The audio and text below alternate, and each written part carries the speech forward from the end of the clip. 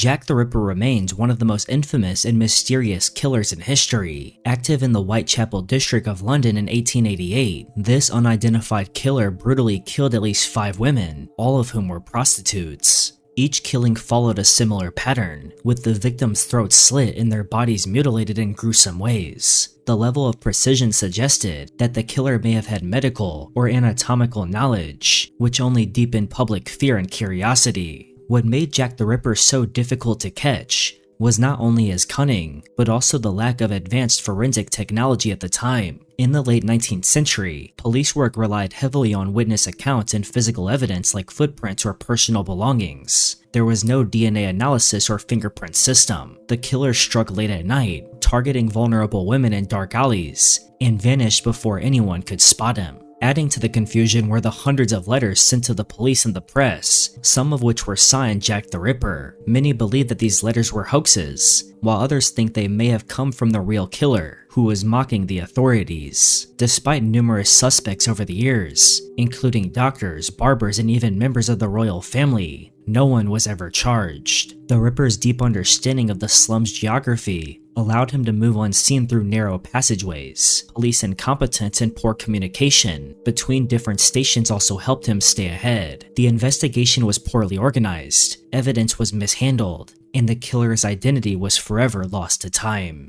Between 1918 and 1919, the city of New Orleans was gripped by fear as a mysterious figure known as the Axeman terrorized its residents. His name came from his weapon of choice, an axe often taken from the victims' own homes. The Axeman's attacks typically occurred at night, targeting Italian-American grocers and their families. He would break into homes by chiseling out a panel on the back door, then attack sleeping victims with an axe before fleeing into the dark. One of the most disturbing aspects of the case was his apparent randomness. While many of his victims were of Italian descent, police could not determine any clear motive. Money and valuables were rarely taken, ruling out robbery. Some speculated that the killings were racially motivated, or that they were linked to organized crime, but there was never enough evidence to confirm either theory. The Axeman's most notorious moment came in March 1919, when a letter supposedly written by him was published in local newspapers. In it, he claimed to be a demon from hell, and threatened to kill again, unless the entire city played jazz music in their homes.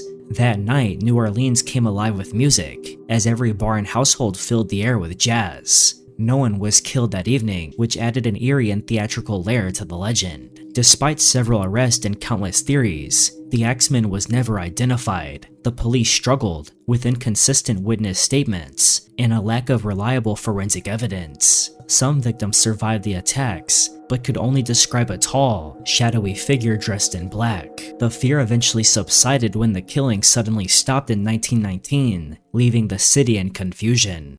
During the 1930s, the city of Cleveland, Ohio, faced one of the most gruesome serial killer cases in American history. The unknown killer, later called the Cleveland Torso Murderer, dismembered at least 12 victims between 1935 and 1938. The victims, many of them homeless or from the city's poor neighborhoods, were found decapitated, often with their limbs removed and bodies left in public places, like Kingsbury Run, a rundown area known for crime and poverty. The brutality of the killing shocked both the police and the public. The killer displayed surgical precision, removing heads and limbs cleanly, suggesting some medical knowledge. Many victims were never identified, making it harder for investigators to connect them or determine motives. Cleveland's safety director at the time, Elliot Ness, famous for helping bring down Al Capone, personally took charge of the investigation. He ordered large-scale raids of shantytowns and questioned hundreds of people, but the killer always seemed one step ahead. Ness even burned down parts of Kingsbury Run to drive the killer out, yet the killings continued. One of the most significant suspects was a doctor named Francis Sweeney, who had served in World War I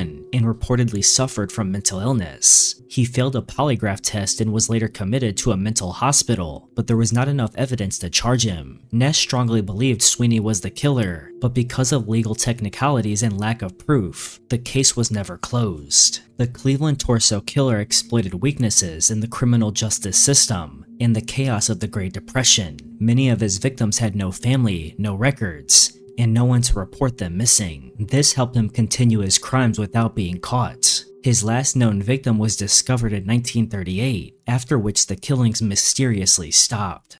Now, before we continue, I have something that I need to tell you guys. When I was a kid, on the 4th of July of all days, I was hit by a car. Fireworks, barbecue, and then bam, a trip to the hospital. Thankfully I recovered, but for my parents it was a nightmare, especially because of the insurance companies and them having to deal with the mountain of medical bills. And that's the reality for so many other people as well. Traditional personal injury claims are designed to wear you down. Insurance companies drag their feet, offer you pennies to what you deserve, and hope you'll just give up. That's why I wish my parents had known about Morgan & Morgan. There's a reason history remembers those who fought for justice, just like there's a reason why Morgan & Morgan is America's largest injury law firm. And for over 35 years, they've been fighting for the people, not the insurance companies. Their results are insane. In Florida, one client was offered just $350,000, but Morgan & Morgan fought for them and got them over $12 million. In Pennsylvania, another client was awarded $26 million, which was 40 times higher than what the insurer wanted to pay. That's because when you hire Morgan & Morgan, it's like hiring a legal army. They've got over 1,000 attorneys and 100 plus offices nationwide, and they've recovered over $25 billion for over 500,000 clients. And the best part, there are no upfront costs. Their fee is free unless they win. Submitting a claim is super easy. You can start in less than a minute with no endless appointments, overwhelming paperwork, or long waits. So if you're ever injured, don't settle for less and let the insurance companies win. You can just click the link in the description or scan the QR code on screen to get started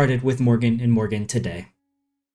The Zodiac Killer is one of the most famous unidentified criminals in American history. His killing spree began in Northern California in 1968 and continued through 1969, though some experts believed his crimes may have stretched further. He is officially connected to 5 killings and 2 attempted killings, yet he claimed in letters to have taken as many as 37 lives. What made this case unique was not only the brutality of his attacks, but also the way he turned killing into a terrifying game with law enforcement and the public. The Zodiac's most frightening weapon was not a gun or knife, but instead his words. He sent letters to major newspapers demanding they print his messages on the front page, or he would kill again. These letters included ciphers, some of which remained unsolved for decades. The first, known as the 408 cipher, was cracked by a couple who discovered it contained his chilling claim: "I like killing people because it is so much fun." The cryptic symbols and taunting tone made him a media phenomenon and gave him the name Zodiac. Police investigated hundreds of suspects, including Arthur Lee Allen, who became a primary person of interest due to suspicious behavior and circumstantial evidence. However, handwriting, fingerprints, and later DNA analysis failed to link him conclusively to the crimes. Over time, other potential suspects like Gary Francis Post emerged, but again, none were definitively proven to be the killer. The Zodiac avoided capture through several key factors. He killed across multiple counties, making coordination between police departments difficult. At the time, there was no centralized database for fingerprints or DNA, and forensic science was limited. His letters and puzzles also distracted investigators with hoaxes and false leads. By constantly manipulating the media, he controlled public attention and turned his identity into a mystery that outlived his crimes. Decades later, improved forensic testing and computer analysis have provided small breakthroughs, including partial DNA profiles from stamps and letters. Yet, despite all efforts, the Zodiac's true identity remains unconfirmed. The Alphabet Killings, also known as the Double Initial Killings, refer to a series of unsolved child killings that shocked Rochester, New York between 1971 and 1973. The nickname came from the strange and chilling pattern behind the victims' names. Each girl had first and last initials that matched, and each was found dead in a town beginning with the same letter. This eerie coincidence made the crime seem planned and ritualistic, and it turned the investigation into one of the most mysterious serial cases in American history. Police interviewed hundreds of people, checking for anyone with connections to all 3 victims, or the areas where their bodies were discovered. They collected forensic evidence, including fibers, semen samples, and fingerprints. However, in the early 1970s, DNA testing did not exist, and many samples could not be used to link anyone conclusively to the crimes. Witnesses described a suspicious vehicle in each case, often a light-colored car, but descriptions vary too much to point to one person. Investigators also struggled with jurisdictional barriers, Each body was found in a different town, handled by separate police departments with their own procedures. Communication gaps between them slowed progress, and evidence sharing was limited. Public pressure grew rapidly, with media headlines amplifying the fear and fueling panic. Police set up roadblocks, distributed flyers, and offered rewards, but leads often led nowhere. Over the years, several suspects emerged. Among them was Kenneth Bianchi, one of the Hillside Stranglers, who lived in Rochester during the killings, though evidence never tied him to the crimes. Another was Joseph Nasso, a California killer convicted decades later for killing women with matching initials. Investigators examined whether he could have been in New York at the time, but there was no proof connecting him to the child killings. Hundreds of DNA tests on later suspects, including truck drivers and local residents, also failed to produce a match. The case remains unsolved, and families of the victims have waited over 50 years for justice. Robert Durst, a wealthy real estate heir, became one of the most famous figures in American criminal history because of his ability to repeatedly escape conviction despite overwhelming suspicion. His name first drew national attention after the mysterious disappearance of his wife, Kathleen Durst, in 1982. Kathleen was a medical student who reportedly wanted a divorce, but she vanished before she could leave him. Although many believed Robert was responsible, there was little physical evidence, and police failed to build a strong case. Kathleen's body was never found, leaving the investigation open for decades. In 2000, a renewed spotlight fell on Durst after his longtime friend, Susan Berman, was found shot in her Los Angeles home. Berman was believed to know too much about Kathleen's disappearance, and many suspected Durst killed her to keep her silent. But before police could question him, Durst fled the state. While hiding in Galveston, Texas, he disguised himself as a mute woman. In 2001, he killed and dismembered his neighbor, Morris Black. Durst claimed self-defense, and despite admitting to cutting up the body, the jury acquitted him of killing. This shocking verdict exposed major flaws in the justice system, where wealth and skilled lawyers allowed him to manipulate outcomes. For years, Durst remained free, even appearing in the 2015 HBO documentary The Jinx. The series reignited public interest in his crimes. In a dramatic moment, while unaware that his microphone was still recording, Durst muttered to himself, "What the hell did I do? Killed them all, of course." That recording became a key piece of evidence. Later that year, Durst was arrested and charged with Susan Berman's killing. In 2021, he was finally convicted and sentenced to life in prison. However, he died in early 2022 before facing trial for his wife's disappearance. For nearly 4 decades, Robert Durst avoided justice through wealth, lies, and manipulation, making his story one of the most disturbing examples of privilege shielding a killer from accountability.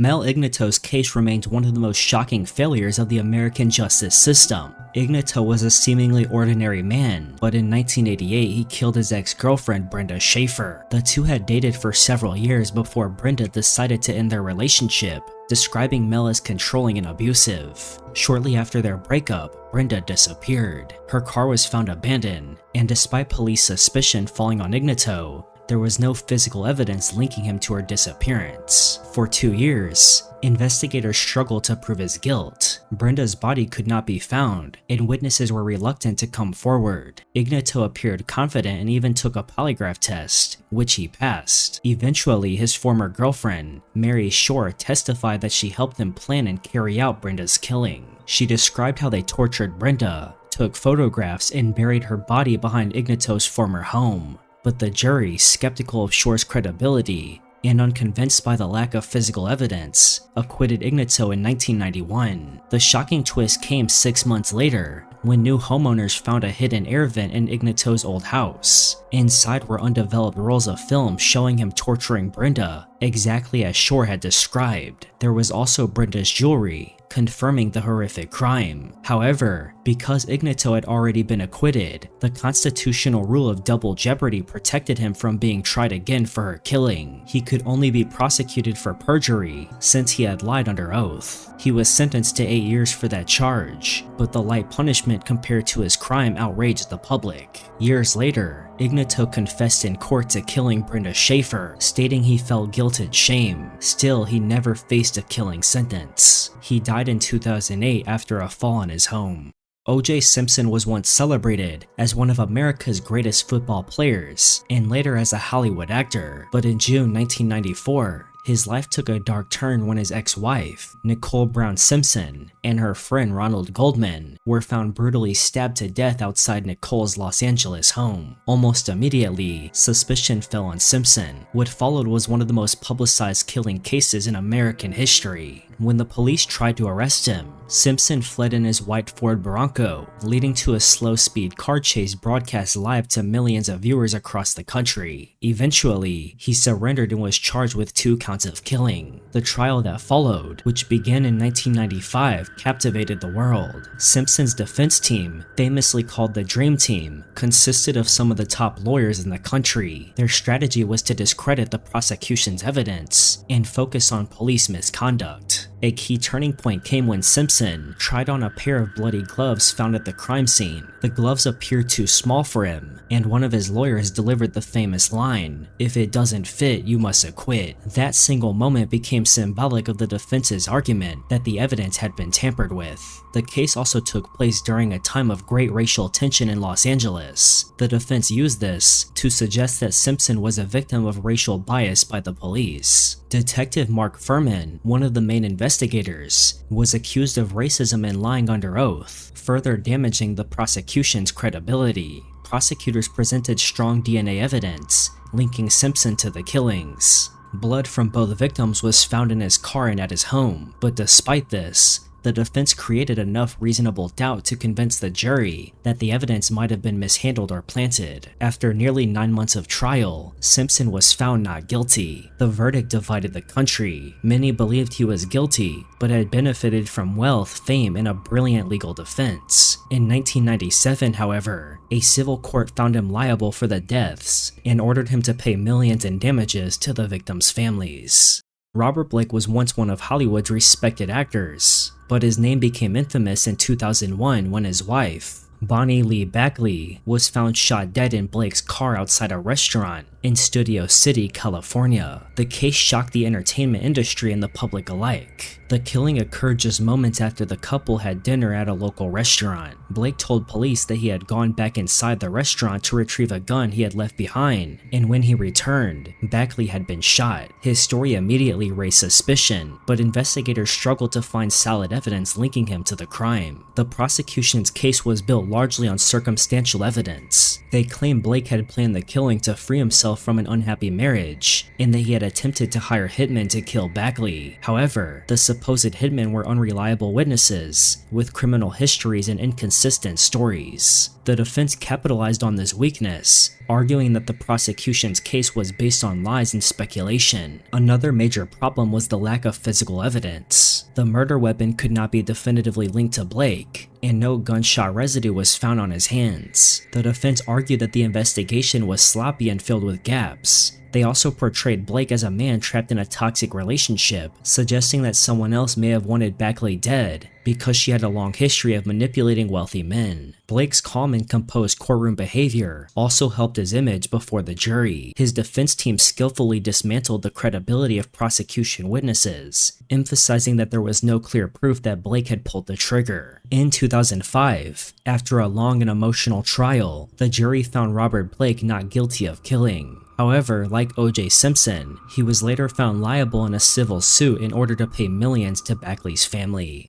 Casey Anthony's case is one of the most infamous examples of a killing trial where the accused walked free despite widespread belief in her guilt. It began in 2008 when Casey's 2-year-old daughter, Kaylee Anthony, was reported missing. Her disappearance went unnoticed by authorities for more than a month because Casey lied to her family and police about Kaylee's whereabouts. In December of that year, Kaylee's skeletal remains were found in a wooded area near the Anthony home in Orlando, Florida. The discovery sparked outrage and intense public interest. The medical examiner ruled her death a homicide, but could not determine the exact cause. Prosecutors accused Casey of killing her daughter using chloroform, applying duct tape to suffocate her, and then dumping her body in the woods. They built their case on circumstantial evidence. Investigators found a suspicious odor in Casey's car trunk, which some witnesses described as the smell of decomposition. Computer records showed searches for chloroform and neck breaking. The prosecution argued that Casey wanted to live a carefree life, free from the responsibilities of motherhood. They portrayed her as a party-loving young woman who saw her daughter as a burden. Casey's defense team presented a different story. They claimed that Kaylee had accidentally drowned in the family pool and that Casey's father, George Anthony, helped cover it up. The defense attacked the reliability of the forensic evidence, pointing out inconsistencies in computer search data and flaws in the state's scientific analysis of the car trunk odor. They also questioned the credibility of the prosecution's expert witnesses. Several factors contributed to Casey's acquittal. The biggest issue was the lack of direct evidence. The prosecution could not prove how Kaylee died or directly tie Casey to the act. Without a clear cause of death, jurors struggled to conclude that it was murder rather than an accident. The defense successfully created reasonable doubt, suggesting alternative explanations that fit the evidence just as well. Media attention also influenced the case heavily, creating an environment of public pressure that made the jury more cautious. In July 2011, Casey Anthony was found not guilty of first-degree killing, aggravated child abuse, and manslaughter. She was only convicted on 4 counts of lying to law enforcement and was released shortly afterward due to time served. Many viewed the verdict as a failure of the justice system, while others argued that the prosecution simply failed to meet the high legal burden of proof.